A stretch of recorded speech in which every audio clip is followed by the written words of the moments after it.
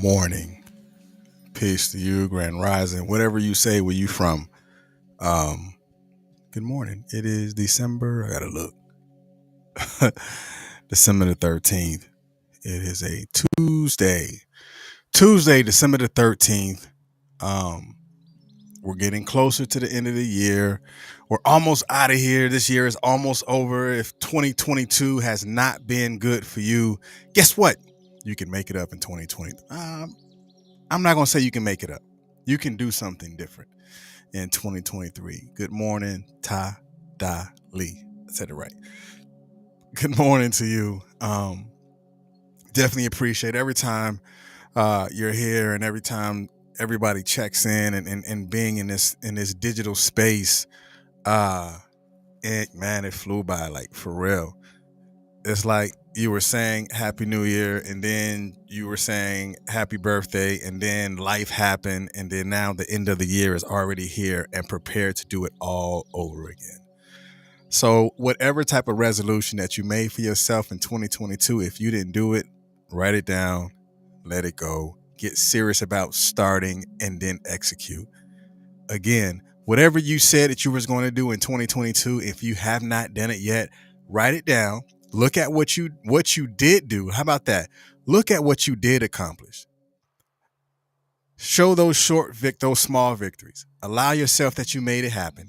And whatever you didn't make happen probably didn't actually manifest itself, was because probably you wasn't supposed to do it. Let's just look at it that way. Whatever you did not manifest in 2022, you were probably not supposed to do it, because trust me, if that was something that you wanted to do, you would have put your heart into it and you probably would have executed and you would have made it happen. So let's just take that time to say, if it was supposed to be done, it would have been done. But the things that you did do, my hat's off to you, clap up to you, and say, hey, I'm proud of you, but now it's time for you to accomplish more. And I know you can, right? I know you can. So what we're going to do right now is just a little bit different, and it's okay. So as you see, the title is different. Time to be quiet. Right? It's kind of different from a lot of stuff that I've said in the past. Move your feet and close your mouth and move your feet type stuff. But now I want you to be quiet. Let's just learn to be quiet and self-reflect and look at what we did this year, and let's create what we want to do after we have already committed ourselves to that thought. Kind of like what we spoke about yesterday. Commit to the commitment. So after you have already committed yourself to the thought, now it's time to be quiet. Like just now, it's time to be quiet. It's time to reflect. And it's time to allow us to be the important part of the room. It's time to allow us to be the important part in our space. So right now, I don't want you to share this space with anybody else. I mean, it's cool to share with me, but I don't want you to share this space with anybody else right now, because this is your space. This is your quiet space. This is your quiet time. And it's time to be quiet. You've heard noise all year long. You've heard people say things. People said it to you. You probably said it to them. You said that you was going to do this, and either it was done or it wasn't done. Now I want you to be quiet and do some self-reflections and just be honest about what did happen. Especially for those at prior service, we're going to talk about AAR, or what did happen type of stuff. So let's do a personal AAR today. Like, what did happen? What did you accomplish? What did you learn about yourself? What about you that you know that you need to adjust? What are the things that you want to keep? What are the things that you want to let go? What are your sustainments? All of those things only take place when you sit down and you do your own self-reflection and you're being quiet. Because when we intentionally be quiet, we understand that we're being quiet for a particular reason, because we have new expectations. We have new possibly a newness or a new energy to what we want to do and to what we want to have. But I'm going to tell you, it's going to be accomplished that much more when you are quiet in that space. So let's practice on being quiet. All right. Let's just give it 3 seconds of being quiet. Like, don't say nothing. Nothing at all. Put yourself in that quiet space. Meaning inside of your head. If you have to take it into its physical form, meaning you go sit in your car, windows rolled up, no music, and just being quiet. Or you sit in a room where it's just you, no TV, no music, and just quiet. You being inside of your space to where you can manage and control the energy in the room by sitting there and just being quiet. All right, so I gave you 3 seconds. All right, so here we go. As you can see, the question that is proposed right here, I know you see that. It says, what does being quiet do for you? That's a question, like it's a real question. It's not just sitting there for you to watch it. It's not show and tell. But what does being quiet do for you? Like, put that in the chat and let's, create this dialogue. So I'll go first. I'm going to tell you what being quiet does for me. Being quiet for me allows me, I create more after I come out of my quiet space. Like, my quiet space for me really is in the mornings, like before I come on in the mornings. And also when I drive. Sometimes I might listen to a YouTube video that's feeding me subconsciously and spiritually. Or I'm just driving in silence and just being quiet. And I'm thinking of things. I'm reflecting on the things that I've done and acknowledging the things that I want to do. And I begin to create. So that's what being quiet does for me. So now the question is then proposed to you. What does being quiet do for you? All right, Miss Ta Da Lee, she said being quiet allows her the space to fully process my thoughts and center myself 100%. I got that. That's in today's message too. All right, we got Dr. Elizabeth Jennings. She said, what does being quiet do for you? It silenced the noise and the distractions so I can hear clear my soul's response. I love that. My soul's response. So it's like your soul responds to how you respond to your thoughts, right? Your soul will respond to how you respond to your thoughts. Like when you are responsible for the way that you communicate, the way that you think, actively think, your soul will respond to that. It's kind of like when we're saying frequency. Your frequency responds to the process of thought, and your soul responds with joy, with happiness, with peace. Your soul responds to that. So if you want to change the response of how your soul feels, then change the way you respond to your thoughts. All right, so let's jump into it. All right, so for those who are new to the platform, you're going to get definition of words and etymology of words. Let me go ahead and switch this. You're going to get definition of words, etymology of words, and it's going to allow you to tap into a new way of looking at definition, because some of these definitions been written in like the late 1300s, 1500s, whatever it is, however they did it. And we're going to flip it and give you something new. All right, so before we get started, what I want you to do is go ahead and take this live that you're watching right now and go ahead and share it, because I know today, time to be quiet is going to bless someone. It's going to allow them to know that it is okay to be in your space and not commit your space to somebody else. Your space can be your space to where you don't have to feel like maybe I should not take the time out for me today. Today is your time to be okay with taking time out for you and being quiet. All right, so let's jump. So after you go ahead and share the live, go ahead and put the word done inside the chat, just for a little bit of accountability. I'm just saying. All right, so the very first definition of quiet, it says absence of noise or bustle, silence, calm. We all know what bustle is. Uh, Sometimes the bustle can kind of get us in trouble, but that's not what we're focusing on. Again, the definition is absence of noise or bustle, silence, or calm. The inversion that I want you to focus on is white over red. Now, again, this platform is very interactive, meaning you're reading the definition. If I say the inversion is white over red, and if that's how you see it too, you can put down how you see the inversion. Like if it's white. So the inversion on this is white over red. So it's the absence of noise. So if you see it that way from the definition, then you define how you see it and you put that inside the chat, because I want to learn from you just like you're learning from me. Because I'm going to be transparent. I didn't know what I was going to talk about today. Just being honest, I didn't know what I was going to talk about.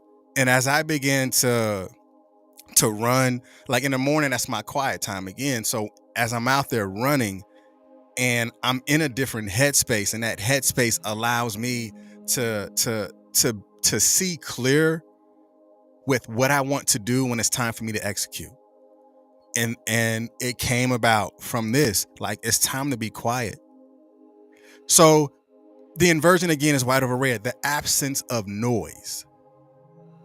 Noise can be confusion, noise can be conflict, noise can be disruptions, noise can be whatever it is that actually takes you out of your space. Quiet can put you in your space because you're abstracting the noise. You're extracting yourself from the conflict and the confusions of natural life, and you're creating yourself to be absent from it by allowing yourself to be present for you. Ooh, that was good.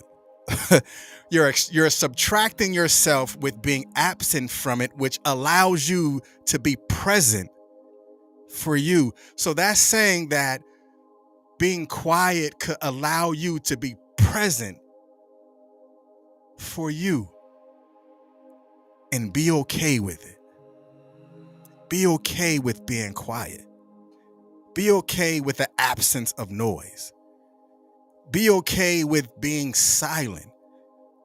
Be okay with being calm. Because you don't always have to be out there, but when you practice the absence of noise allows you again to be present for you, then it allows you to say, I am strong. I am smart. I am. Those affirmations that, you may say or you may write or you may publish, whether it's on social media or publish it on your mirror or write sticky notes and put it on your monitor, whatever it is, you can be present for you, to tell you that you're brave, to tell you that you're encouraged by you. I'm encouraged by what I have accomplished this year. I am encouraged by the information that I find out. I'm encouraged by the things that I have executed, and I'm encouraged by that. So it allows me to want to do more because I have shown up for me in my time of quiet, in my time of calmness, in my time of perfect peace, by subtracting myself from the noise. It's time to be quiet. And the next definition, I don't know who needed to hear this today, but you're going to get that word. The second definition of quiet is a peaceful or settled state of affairs in social or political life. Of course, we don't care about the social life or the political life. That's not what we're talking about, because the inversion on this is red over white. Again, everything that you see, you can go do your own research. These are definitions, but we're inverting the definitions to make it more relevant to you right now. So quiet with the inversion of red over white is a peaceful state of affairs. Again, you can look it up. but now I'm defining it for you. So if you see red over white, how do you see it? How do you define it? A peaceful state of affairs. A peaceful state of affairs is really like creating your own or your new or the renewed mindset. Because when you say the state of, that means the state of the mind.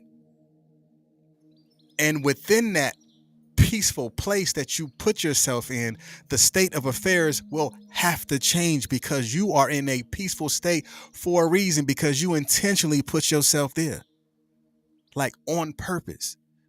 Like you close your mouth on purpose.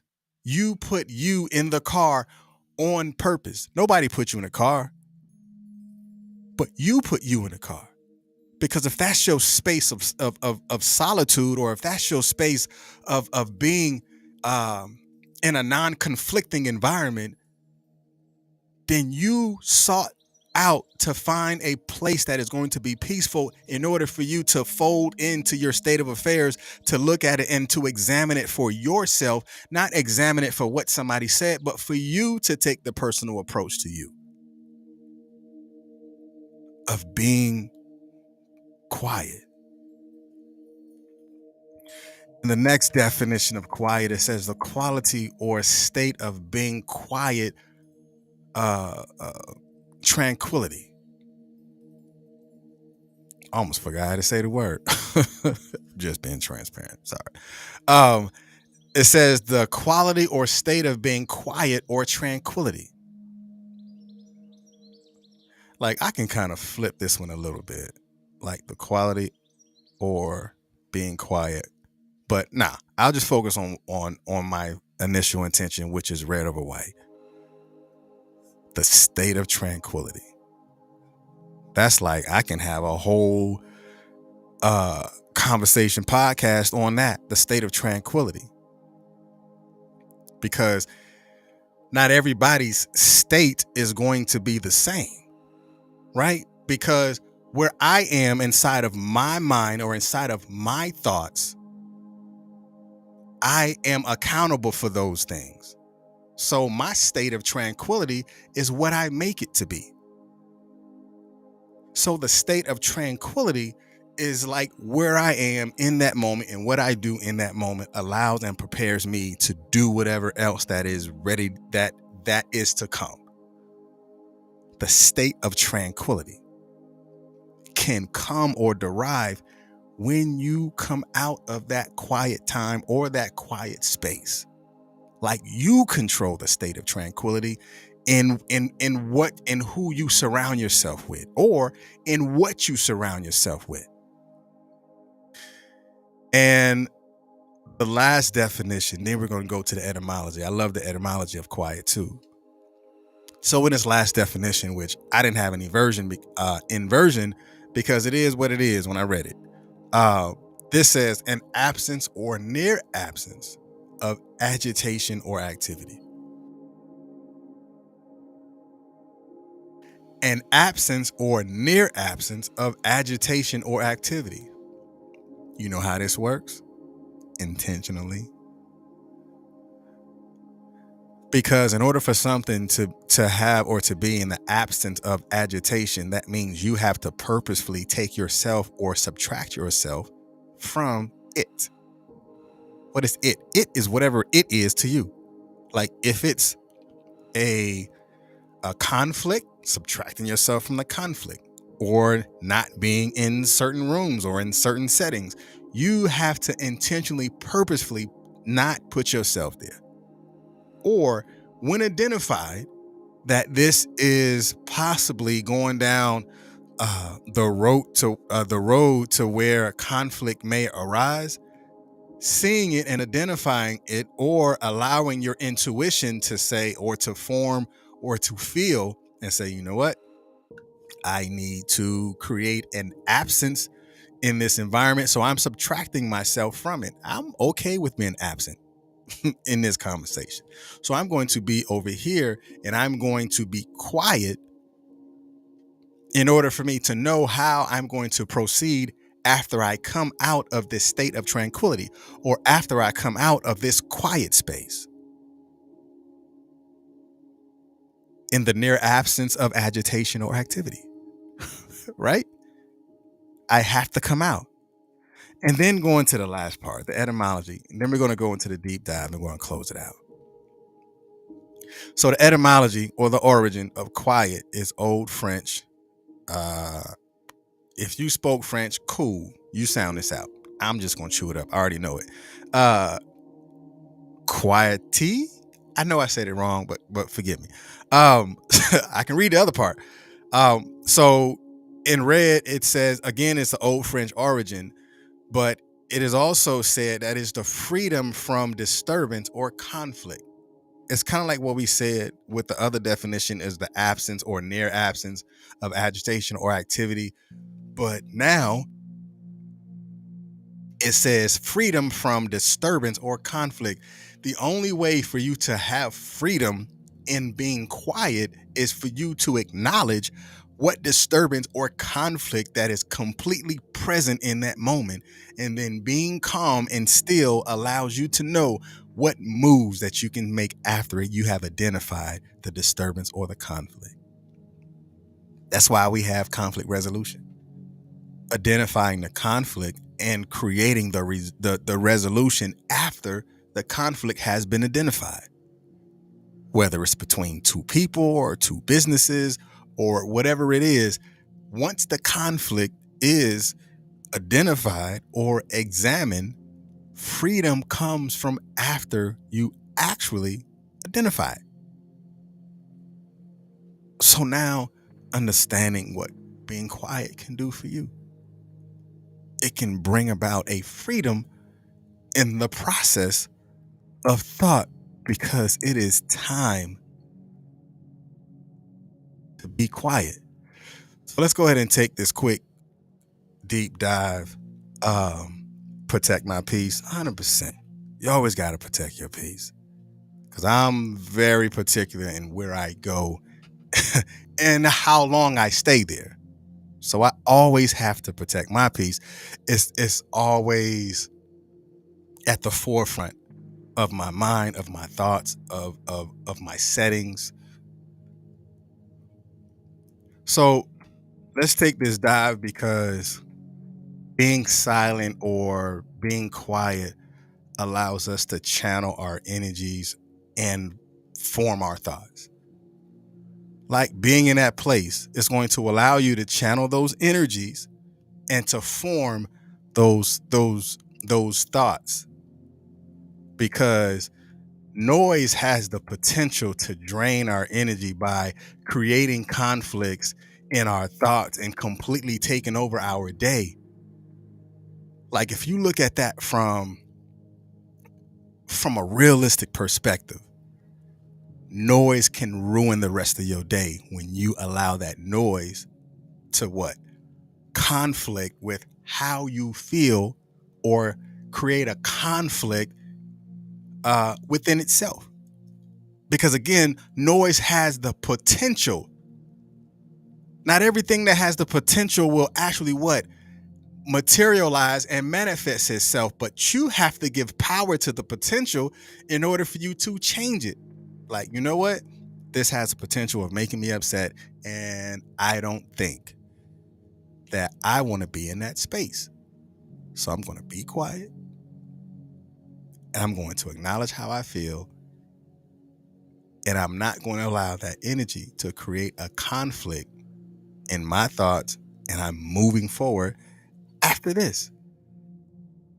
Right? Because for those that's been around with the podcast for a long time, there was one segment where I talked about 2% of the environment, 2% of your environment, because 2% of your environment is the first 28 minutes of your day. Like what you do in the first 28 minutes of your day can actually propel or create or strengthen the rest of your day. Like what do you do in the first 28 minutes of your day? Like, do you work out? Do you read? Do you meditate? Do you sit in silence? Like whatever you do in the first 28 minutes of your day can really manage how you actually conduct yourself from the rest of your day, just from the start point, like 28 minutes, boom, it's done. Like, what am I doing? Like, am I eating? Am I drinking water? Am I running? Am I lifting weights? Am I doing cardio? Whatever it is, the first 28 minutes of your day is so vital and it's so important. Because in that space lives tranquility. And in that space, you actually command your thoughts to create. Like for me, I can't answer emails within the first 28 minutes of the day. Because why? Have you ever checked the email in the morning and it was something that you probably should have waited till you got to the office, or you probably should have waited till later on in that morning, and it kind of emotionally like attacked you because you allowed yourself to put yourself in that space? Like, I'm not answering emails in the first 28 minutes of the day, or literally probably not the first 3 hours of the day when I'm up, because I don't want it to distract myself in having conversations with myself and me demanding and creating what I want my day to look like. If I'm looking on a calendar, creating what that is going to be for me, I need to have space to command my creativity. And that's what my silence or my quiet time does. Being quiet commands you to build. Being quiet can make you uncomfortable, right? Because sometimes we tell ourselves that we need noise. Like, I need the TV on, I need music playing in order for me to think. No, you don't. Who told you that? You told you that. And you can also, the same wall that you put up to protect people from you is the same wall that you can put up that's going to probably keep you from thinking different. So learn how to be in that quiet space, because we're so used to sounds and distracting things that shift us from how we feel, from those difficult emotions like fear and resentment and anger. But when we truly are intentionally quiet, we have to face whatever it is that's inside of us. Because we kind of live in a doer culture, like, I need to do this, I got to do this, I got to go and do that. And those things can actually take us away from that silent time that we need to be committing ourselves to. Because when we understand what being quiet can do, then we actually understand that that's more of a blessing than ever before. It's more of a blessing in sitting in silence and being quiet, because we would definitely make more time for it if we understood the health benefits or the psychological benefits or the emotional benefits or the spiritual benefits of sitting in silence and sitting quiet and being still and allowing ourselves to say it's okay to be quiet, because I don't have to say anything to you, because I need to focus on what I need to say to myself.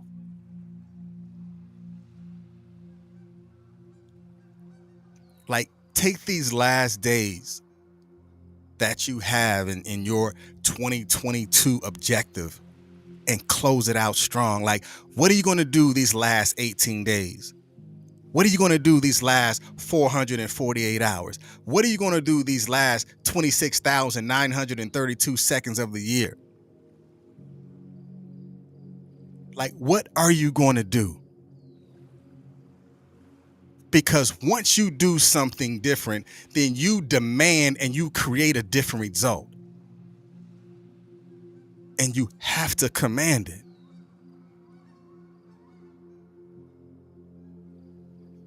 I want you to say this: in my silence,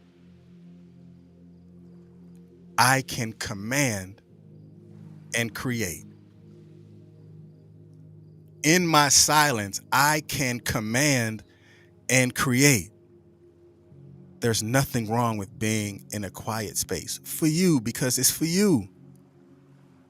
In my silence or in my quiet, I can command and create.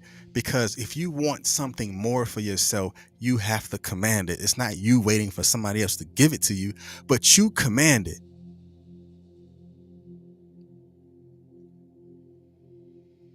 Because you're intentionally quiet to create. And in that creativity, you manifest what you want to see. Because in my quiet, I can create. In my silence, I can create. In my space of peace, I create my own state of tranquility because I acknowledge that it's going to take time, and I'm okay with the time that I take for me. All right, that's enough. But hey, I appreciate it, Dr. Jennings. Like the next time you in that space of being quiet, just tell yourself, I don't care if you close your eyes or you write it down, but when you do it and you're speaking to yourself and you tell yourself, in my quiet, I can create. And I guarantee you, when you open your eyes and you start to manifest those things because it's inside of your mind, because remember, fear is not a actual thing, but fear is a response to the things that you think about. I'm going to say that again. Fear is not a real thing, but it is only real from the response to how you think. Like those feelings, the nervousness, the agitation, those things come from the response and how you're thinking, how you're thinking about that thing. When you feel that way, sit down and be quiet and command yourself to create. Command yourself to create a new outcome based off of the process of thought, the way that you respond to it. And like Dr. Jennings has said, your soul will respond different. I like that. I'm gonna have to keep that one. I'll give you credit. But your soul will respond different. When you command and create, your soul has no other responsibility but to respond different. When you command to create, when you command the outcome to come forward and to be fruitful and to be nourishing, because it becomes nourishment to the soul. That's why it's called food for thought. Like, what are you feeding yourself? What type of nourishment are you giving yourself? What books have you read? What things have you written down? What things have you commanded? Because it allows you to be creative in your command. All right, that's enough. Hey,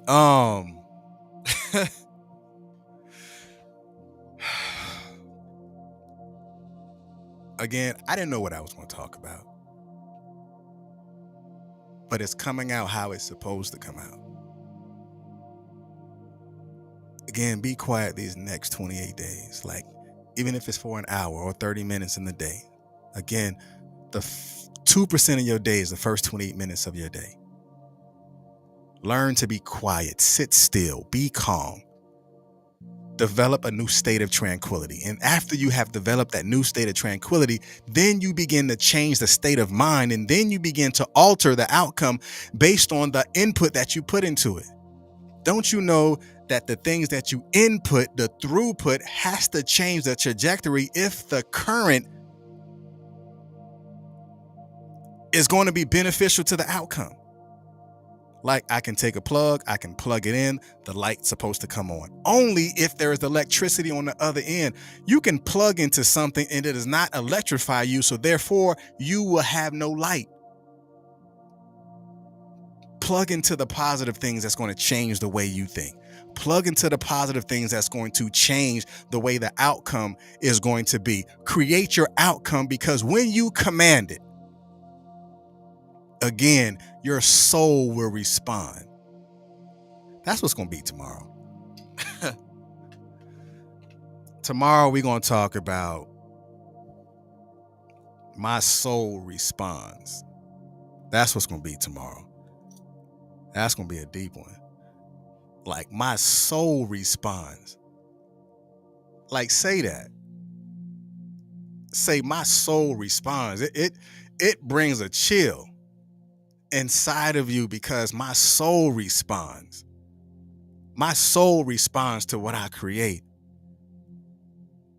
My soul responds when I smile. My soul responds when I cry. My soul responds with how I formulate my thoughts because I give my soul no other option but to respond in a positive way because I command it. All right, that's enough. Hey, yeah, I'm done. But I'll see y'all tomorrow here at 7:30. Here at Consistency is Currency, your morning podcast of choice. And tomorrow our soul gonna respond. Allow your soul respond because it responds based on how you speak to it. All right, I'm gonna say that, then I'm gonna drop. Your soul responds based on how you speak to it. Your soul responds based off of what you say. Your soul responds based on how you nurture it. Your soul responds based on how you are silent. And y'all go enjoy the rest of y'all day. Here at Consistency is Currency. You want to go back and listen to this? Go ahead and go on iHeartRadio, Google Podcasts, Apple Podcasts, Amazon Music. What's another one? Spotify, Anchor. And you can go back and you can listen to this because your soul gonna respond. Indeed. Y'all be blessed. Peace.